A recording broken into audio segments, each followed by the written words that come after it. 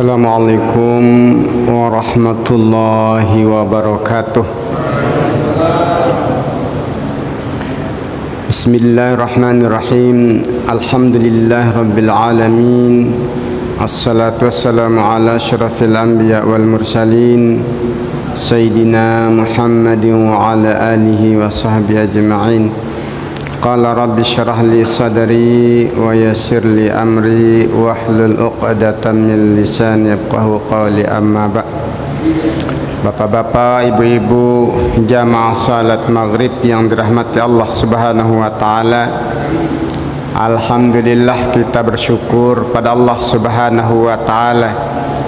Kita dalam keadaan sehat walafiat dapat hadir bersama-sama di rumah Allah yang mulia ini, melaksanakan ibadah salat maghrib berjamaah.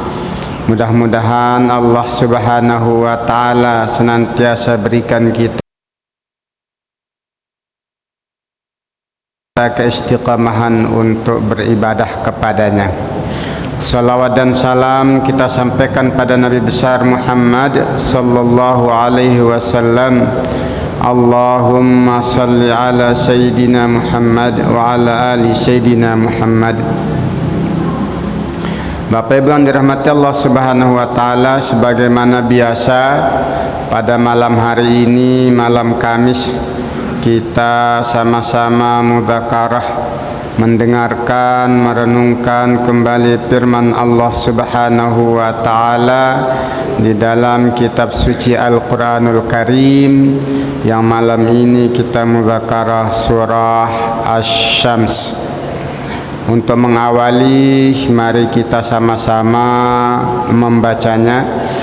A'udzu billahi minasy syaithanir rajim.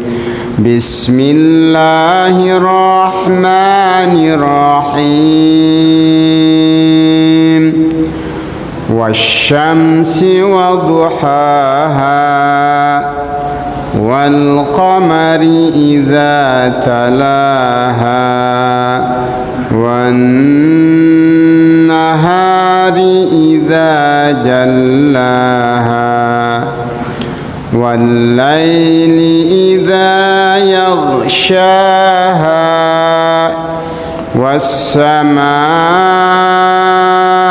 وما بناها والأرض وما طحاها ونفس وما سواها فألهمها فجورها وتقواها قد أفلح من زكاها وقد خاب من دساها كذبت ثمود بطغواها إذ انبعث أشقاها فقال لهم رسول الله ناقة الله وسقياها فكذبوه فعقروها فدمدم عليهم ربهم بذنبهم فسواها ولا يخاف عقباها صدق الله العظيم.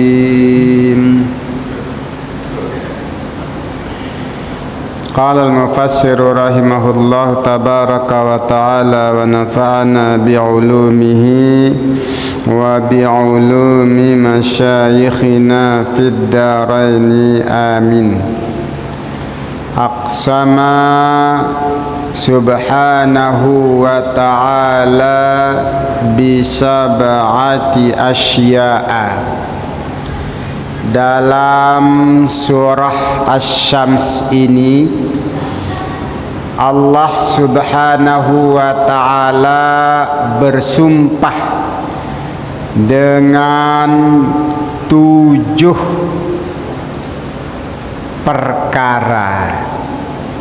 Allah bersumpah dengan 7 ciptaannya, dengan 7 makhluknya,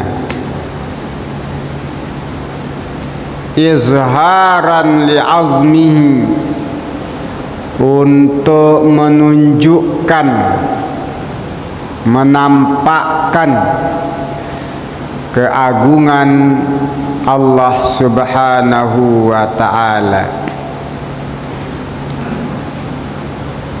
Jamaah yang dirahmati Allah Subhanahu wa ta'ala,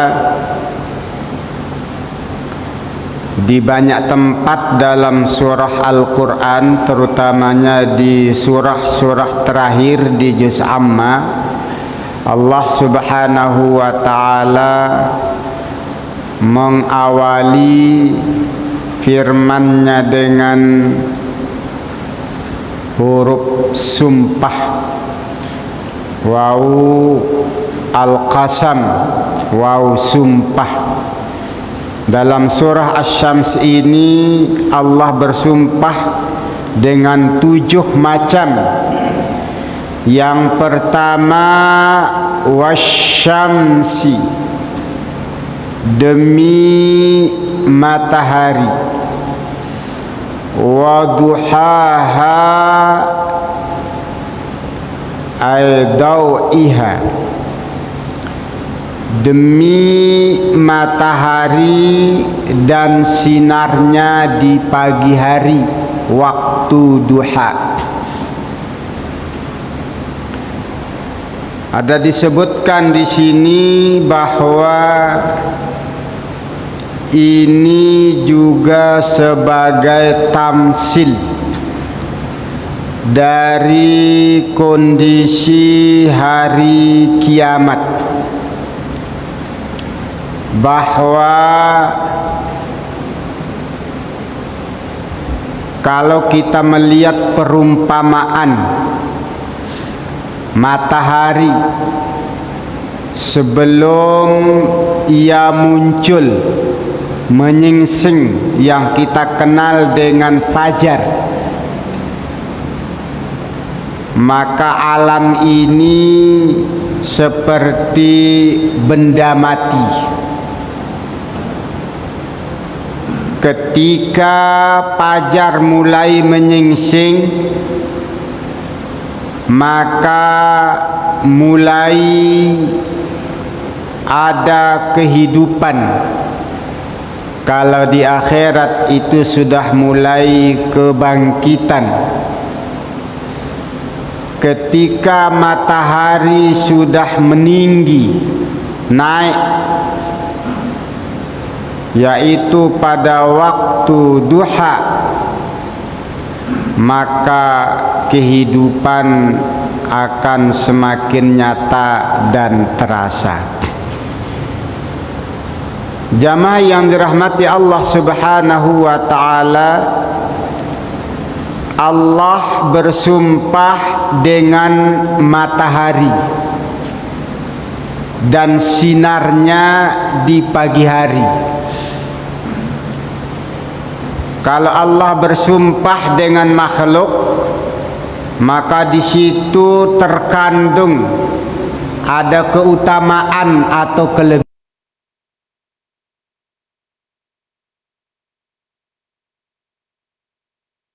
Bagus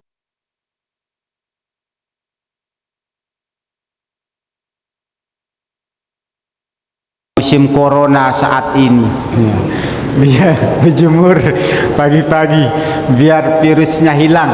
Ini vitamin D. Nah, jamaah yang dirahmati Allah Subhanahu wa ta'ala, dengan matahari ini, kalau nggak ada matahari tak bisa kita hidup nampaknya. Ya, semua gelap gulita. Saya teringat pernyataan dari Al-Maghfurullah Tuan Guru Ki Haji Muhammad Zainuddin Abdul Majid, kata beliau, guru saya adalah matahari. Ia tidak pernah terlambat untuk terbit sedetik pun. Terus dia bersinar sepanjang hari tengah masyarakat. Jamaah yang dirahmati Allah Subhanahu wa ta'ala, matahari ini mengeluarkan sinar, ya. Wasyamsi wa duhaha, demi matahari, wa duhaha ay wa dau'iha, dan sinarnya di pagi hari, wal qamari idza talaha, dan demi bulan apabila ia mengiringinya, talaha tabi'aha tali'an ba'da ghurubiha. Kalau matahari sudah tenggelam, maka ia akan diikuti oleh bulan. Apalagi bulan pada tanggal 13, 14, 15 itu yang kita kenal dengan bulan purnama.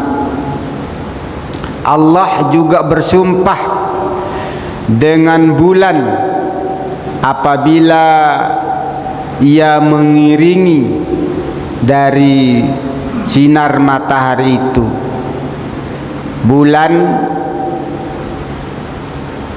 dia awalnya tidak tampak, tetapi makin lama dia makin tampak. Sehingga di sini ulama mengatakan maksud di sini bisa di awal bulan, bisa di tengah, atau bisa juga di akhir bulan. Dalam kalender yang kita pakai sehari-hari ada dua. Ada yang menggunakan kalender syamsiah, mengikuti perputaran matahari. Ini yang dipakai pada kalender miladiah atau kalender Masehi. Sedangkan kita umat Islam menggunakan kalender Qamariyah, memperhatikan perputaran bulan Qamariyah. Maka seperti disebutkan oleh pemerintah, tidak bisa berubah tanggal 1 Hijriyah. Cuma liburnya kok diganti. Wallahu a'lam apa faktornya. Tapi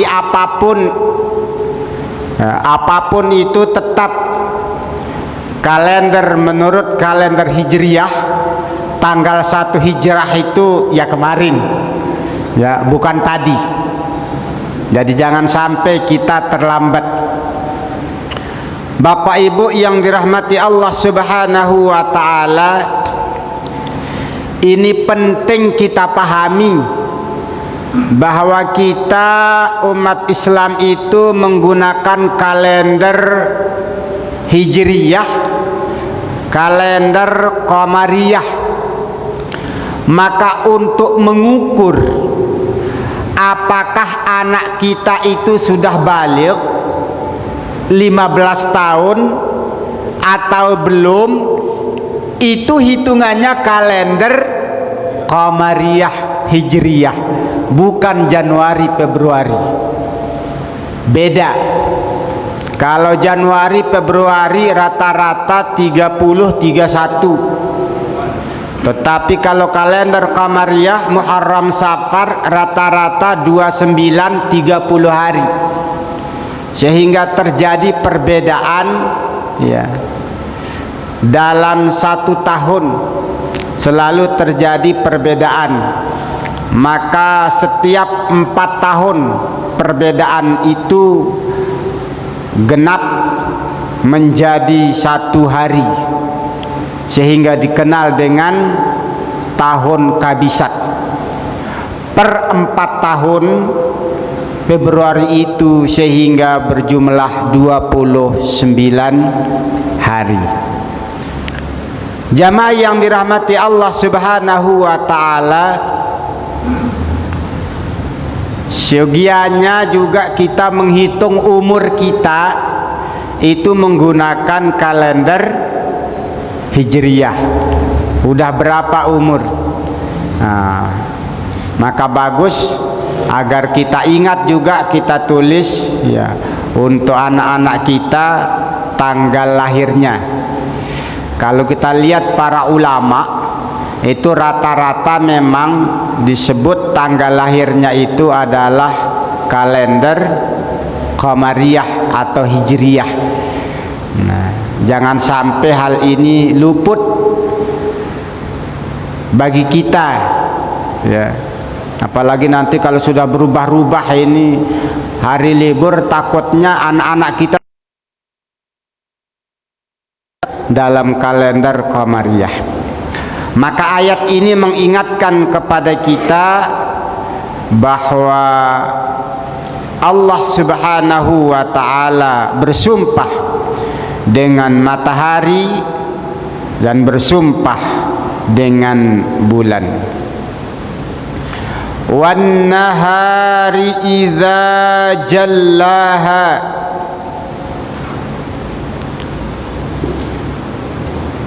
dan demi siang apabila ia menampakkan. Siang itu matahari menerangi bumi secara full sehingga benda-benda menjadi nampak. Wal-laili idza yaghshaha, dan demi malam apabila ia menutupinya dengan kegelapan. Jadi tertutup, benda-benda tidak nampak karena tidak ada sinar, karena gelap. Jamaah yang dirahmati Allah Subhanahu wa ta'ala, jadi di dalam surah ini Allah sebut matahari, bulan, siang, malam. Dengan ciptaan-ciptaannya itu Allah bersumpah. Was-samaa'i wa ma banaha, dan demi langit dan pembinaannya, irtifaiha, matahari itu langit itu dibina, dibangun tanpa ada tiang, tetapi dia irtifa, tinggi. Jadi langit itu di atas. Atas kalau dalam atasnya itu bukan dalam bentuk kue lapis, tetapi macam bola. Kalau kita nunjuk ke atas sana, itu atas. Tapi yang berada di sebelah sisi kanan, semakin ke sana, itu juga atas. Yang berada di bawah kita, ke sananya itu juga atas. Itu namanya langit. Jadi jangan dibayangkan langitnya itu seperti kue lapis, ini bumi, di atas ini, bukan, tapi dia melingkari. Maka semuanya itu namanya atas. Jamaah yang dirahmati Allah Subhanahu wa taala,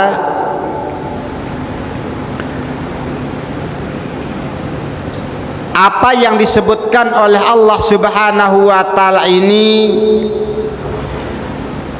ada kaitan dengan surah sebelumnya. Allah Subhanahu wa taala menciptakan makhluknya berbeda-beda secara berpasang-pasangan. Ada matahari, ada bulan, ada siang, ada malam, ada langit, ada bumi. Wal ardi wa ma tahaha, dan demi bumi serta penghamparannya.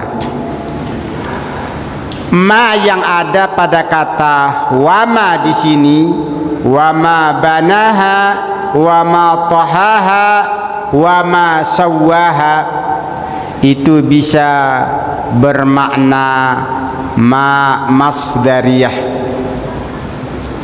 tapi juga bisa bermakna man. Kalau dimaknakan ma ini masdariyah, maka wassamai wa ma banaha, dan demi langit serta pembinaannya, serta apa yang menjadi bahan untuk dia dibentuk, dibina, ditinggikan. Wal ardi wa ma tahaha, dan demi bumi serta apa saja yang menjadi dihamparkan. Tapi kalau bimakna man, itu orang yang meninggikannya, orang yang menghamparkannya, yaitu fa'il atau pelaku, pencipta daripada langit dan bumi. Wa nafsin wa ma sawwaha, dan demi jiwa, wa ma sawwaha, dan penyempurnaan,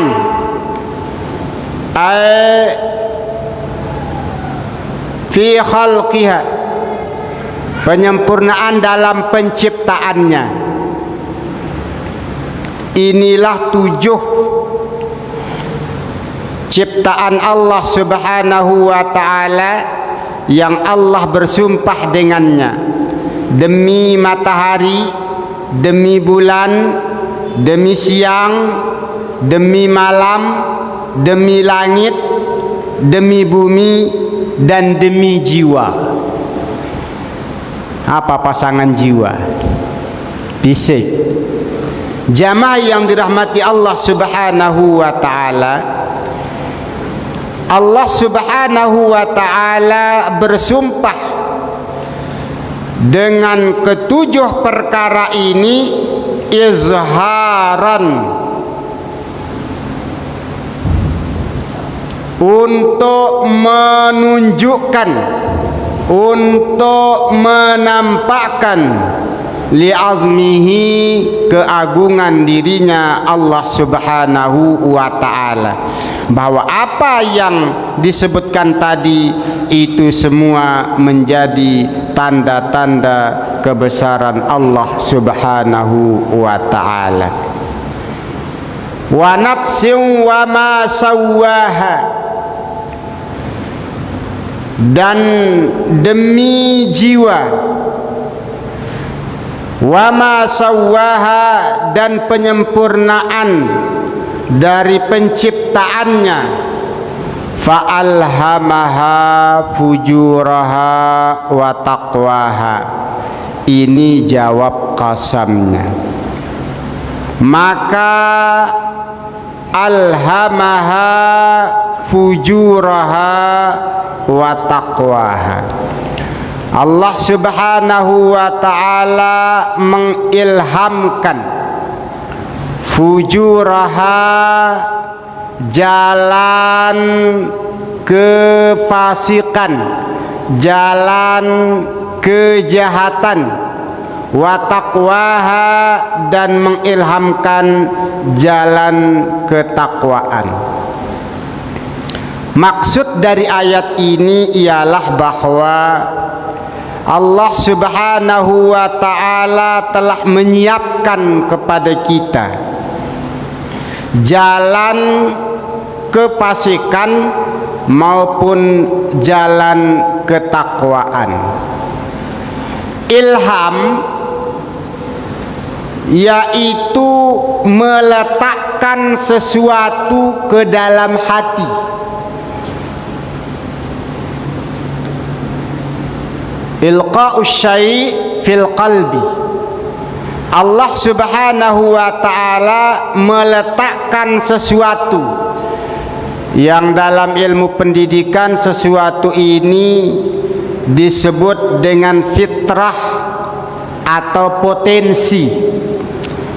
Maka dalam diri manusia itu ada potensi fujur dan ada potensi takwa. Allah siapkan itu sehingga kemungkinan manusia nanti dia setelah besar ada yang dia itu lebih cenderung kepada fujur, ada yang lebih cenderung kepada takwa.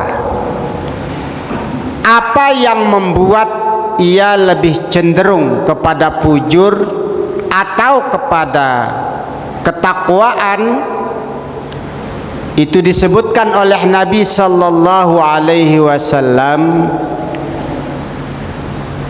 Yang mempengaruhi dia sehingga cenderung mendekati fujur atau takwa adalah pengaruh lingkungan, terutama orang tua. Kullu mauludin yuladu alal fitrah. Setiap bayi yang lahir itu dalam keadaan fitrah.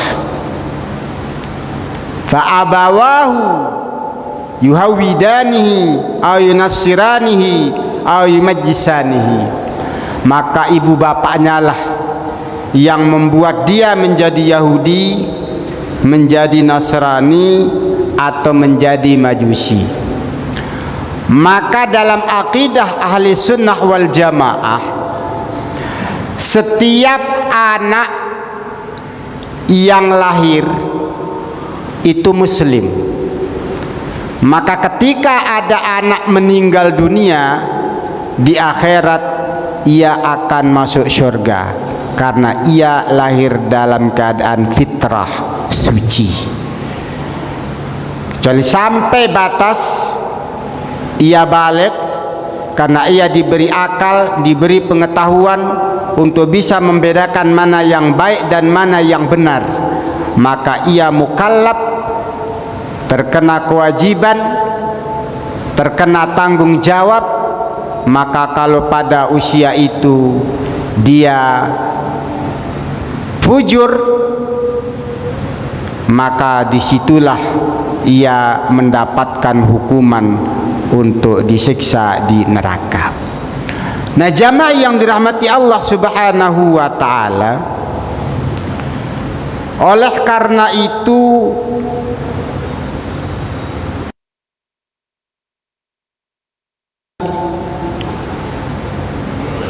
sangat penting bagi kita untuk memperhatikan jiwa kita, memperhatikan hati kita agar jangan sampai kecenderungan kepada jalan kefasikan, kepada jalan kejahatan itu lebih besar.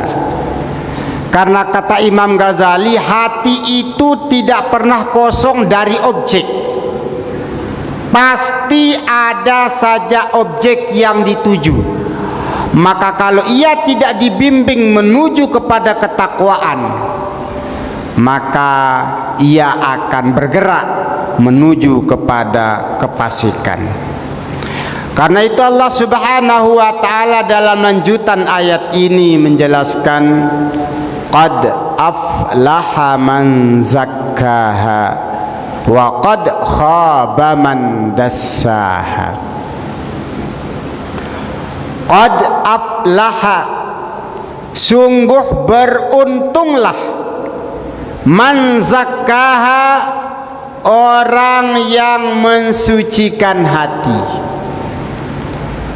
Para ulama, terutama ulama tasawuf yang konsen memperhatikan bagaimana memperbaiki hati, maksud daripada man zakkaha, orang yang mensucikan hati, itu pertama-tama ialah membersihkannya bitakhalli. Takhalli itu membersihkan dari kotoran, membersihkan hati dari kotoran-kotoran, dari penyakit-penyakit hati. Setelah dibersihkan, baru tahalli, menghiasinya dengan sifat-sifat yang terpuji. Maka langkah kita agar hati kita menjadi suci, menjadi bersih, yaitu yang pertama kata Imam Al-Ghazali adalah memperhatikan penyakit-penyakit hati. Ibarat berobat kepada dokter, kata beliau, tidak mungkin sembuh penyakit seseorang sebelum ia menilik, memperhatikan dengan cermat apa penyebab sakitnya. Sebelum diobati, tahu dulu apa penyebab sakitnya. Maka sebelum kita mensucikan hati dengan menghiasinya dengan sifat-sifat terpuji, langkah pertama adalah menghilangkan kotoran-kotoran, penyakit-penyakit hati. Apa penyakit hati? Yang paling utama pertama adalah syirik kepada Allah Subhanahu wa ta'ala. Jamaah yang dirahmati Allah Subhanahu wa ta'ala, maka untuk kita mensucikan hati, kita harus bersihkan dari sifat syirik, menyekutukan Allah Subhanahu wa ta'ala. Itulah sebabnya para ulama-ulama kita menganjurkan kepada kita untuk memperbaharui hati kita, iman kita dengan banyak-banyak tahlil. Jaddidu imanakum bila ilaha illallah. La ilaha illallah, tiada Tuhan selain Allah. Ini kalau kita senantiasa amalkan, kita selalu baca, kita selalu hujamkan dalam hati kita, maka insya Allah sifat-sifat kemusyrikan, mensyirikkan Allah Subhanahu wa ta'ala, hilang dari hati kita.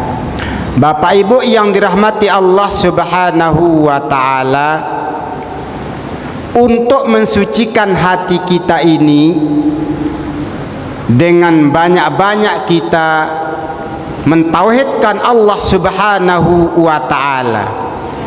Maka apabila kita senantiasa mentauhidkan Allah Subhanahu wa ta'ala, jiwa kita akan menjadi bersih dari sifat musyrik, dan yang kedua dari sifat nifak yang membuat orangnya menjadi orang munafik. Maka kalau kita lihat di dalam Al-Quranul Karim, awal surah Al-Baqarah, Allah Subhanahu wa ta'ala juga merinci sifat-sifat manusia itu. Ada yang kafir, yaitu orang musyrik, ada yang nifak atau munafik, dan ada orang-orang yang bertakwa. Jamaah yang dirahmati Allah Subhanahu wa ta'ala, untuk lebih banyak kita mengenal dari penyakit-penyakit hati ini, udah banyak disusun oleh para ulama, kitab-kitab yang bahasa sekarang ada yang mengistilahkannya juga dengan tazkiyatun nafs, yaitu mensucikan jiwa. Kenapa jiwa ini, hati ini perlu disucikan? Karena disebutkan oleh Nabi sallallahu alaihi wasallam bahwa yang paling menentukan baik buruknya seseorang itu adalah tergantung hatinya. Qad aflaha man zakkaha, sungguh beruntunglah orang yang mensucikan jiwa. Wa qad khaba man dassaha, dan sungguh rugilah orang yang mengotori jiwa. Jamaah yang dirahmati Allah Subhanahu wa ta'ala, jiwa, kalau kita belajar dalam ilmu pendidikan, manusia itu terdiri dari 3 komponen. Ada fisik, jasmani, dan ada rohani. Yang ketiga ada akal. Setiap makhluk termasuk manusia itu punya fisik. Maka kalau hanya fisik yang diperhatikan, itu tidak ada bedanya dengan binatang. An'am balhum adallu. Yang kedua akal. Kalau yang difokuskan hanya akal, maka setan lebih banyak akalnya daripada kita manusia. Karena itu yang perlu kita perhatikan betul adalah jiwa kita, jiwa kita kepada Allah Subhanahu wa ta'ala. Abaman dassaha, dan sungguh rugilah orang-orang yang mengotori jiwa. Apa yang bisa membuat jiwa kita kotor? Jiwa kita kotor itu disebabkan oleh banyaknya dosa yang telah kita lakukan. Disebutkan dalam hadis yang diriwayatkan oleh Imam At-Tirmidzi bahwa apabila seseorang melakukan kemaksiatan,